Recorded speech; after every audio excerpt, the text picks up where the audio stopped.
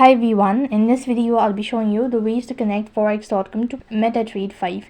In order to do that procedure, first of all, make sure that the application is completely installed or updated, and then go ahead and open up your forex.com. When you open up a forex.com, it's going to take you to the home page. Here, go ahead and select open an account located right at the bottom. Go to open a live account from the top, and as you begin with the registration process, enter in the email address and click the submit button.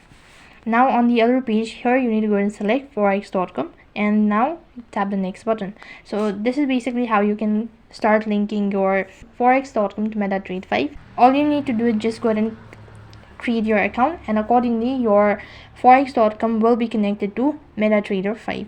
So that's how you can connect forex.com to MetaTrader 5, and also make sure to verify your identity.